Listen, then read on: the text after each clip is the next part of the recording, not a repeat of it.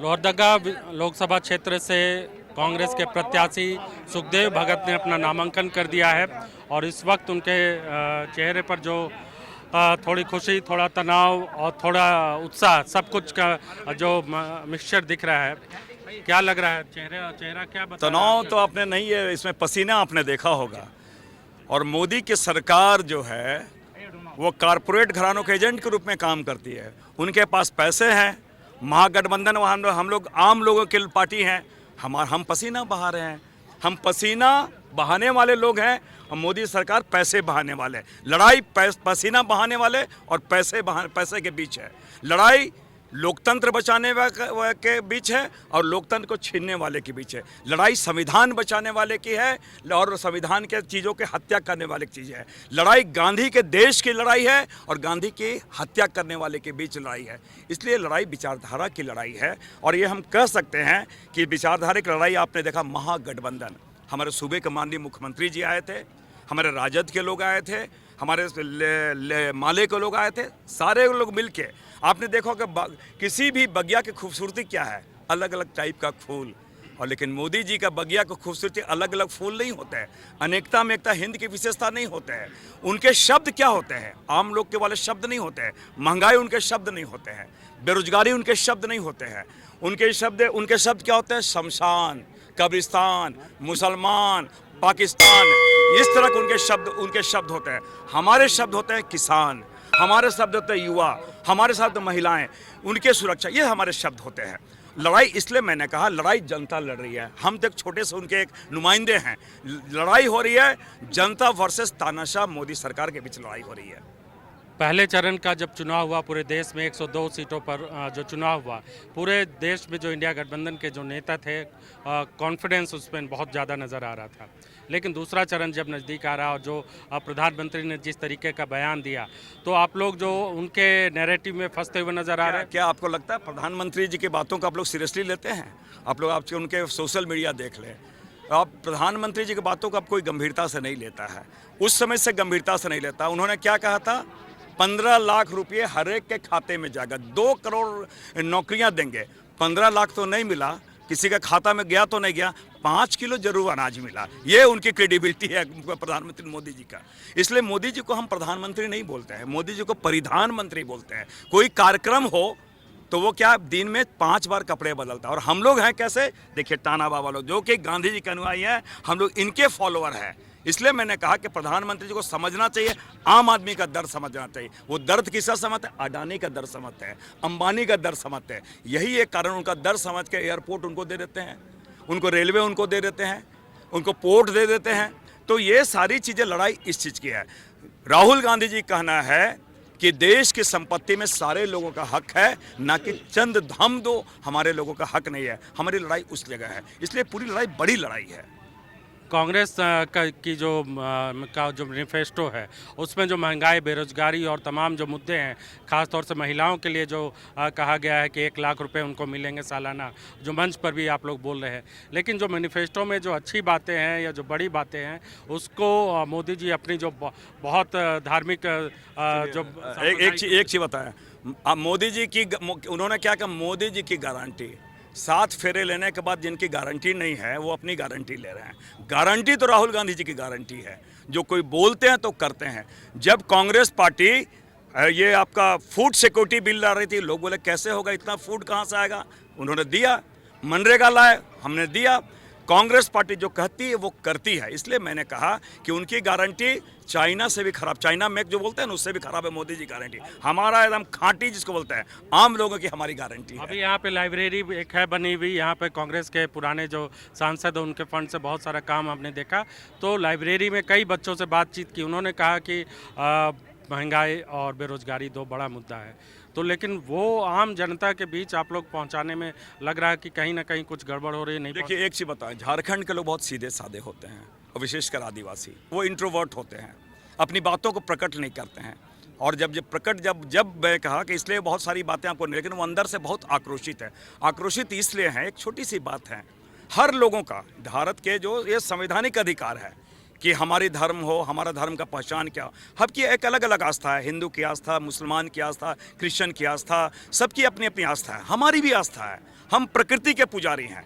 हम प्रकृति के पुजारी हैं तो हमारी धार्मिक आस्था, हम प्रकृति को मानते हैं। तो सरना धर्म का अगर हम बात करें तो वो मौन हो जाते हैं। क्या हम आप बनवासी आपको लगते हैं? क्या हम जंगली जानवर हैं?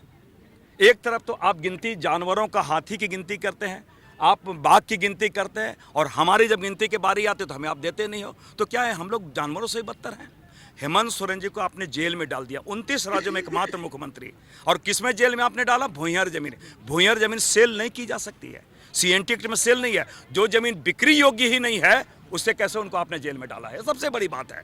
लेकिन हेमंत जी ने कहा कि झारखंड झुकेगा नहीं, इंडिया रुकेगा नहीं, और यहाँ के झारखंड लोग झुकेंगे नहीं, और मोदी जी को बताएंगे कि कैसे उनको झुकाया जाता है, और उनके जुमले नहीं चले जाएगी। और आज भी कहते हैं राहुल जी, जो न्याय यात्रा के माध्यम से उन्होंने गारंटी दिया है, उस गारंटी के साथ हम जनता के बीच हैं, और जनता हमें निश्चित रूप से गारंटी के साथ हमें संसद में भेज रही है।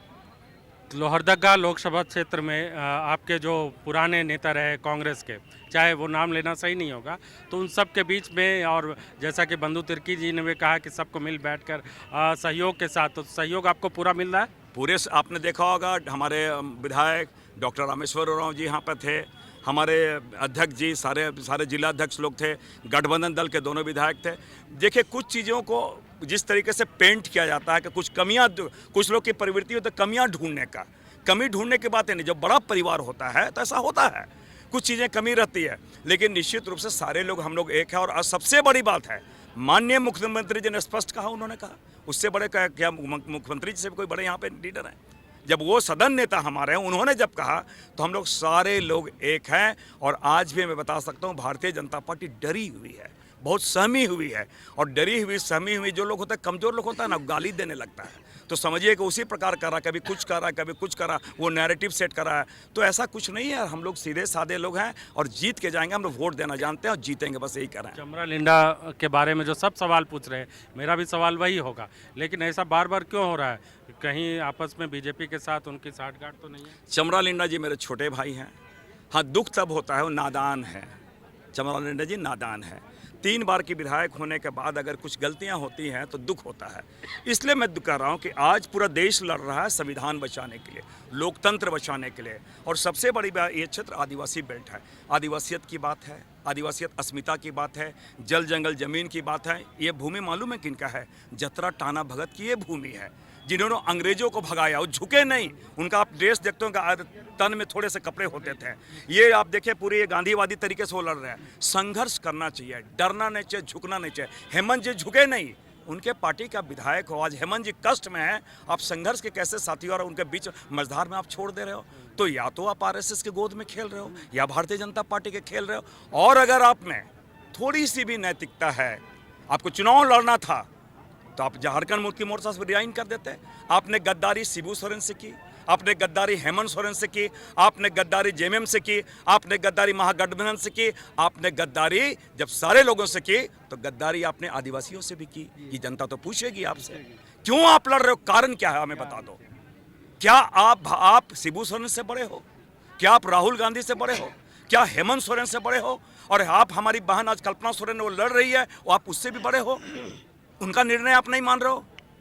तो समझना पड़ेगा आप कहाँ पे किनके गोद में खेल रहे हो। इसलिए मैंने कहा नादान है, और ऐसा ना कि इस नादानी में और कह के जानबूझ के अनजाने में और RSS और भारतीय जनता पार्टी को आप कहीं न कहीं फ़ायदा पहुँचाने का काम कर रहे हो, तो लोग, जनता उन्हें माफ़ नहीं करेगी। आखिरी 2 सवाल।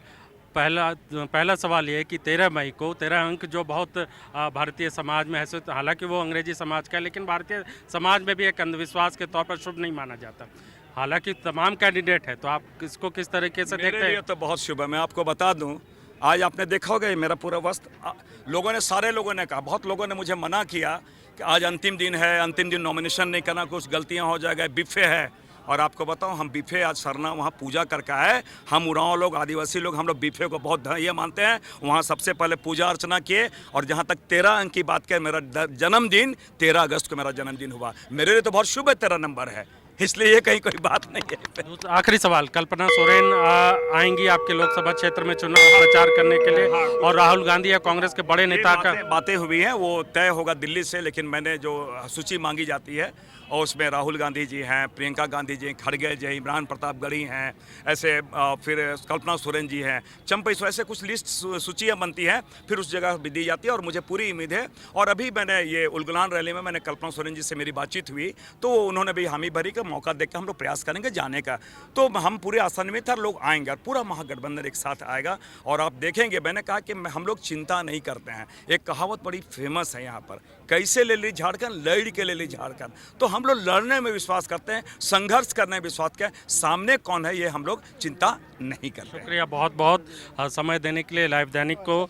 और सुखदेव भगत ने जिस तरीके से बातें की, तो इस बार कुछ लगता है कि उनके ऊपर आज जो पूजा की है, प्रकृति पूजा, वो उसका कुछ असर आने वाली 4 जून को दिखेगा। अपने सहयोगी कन्हैया के साथ विवेक सिन्हा, लाइव दैनिक, गुमला।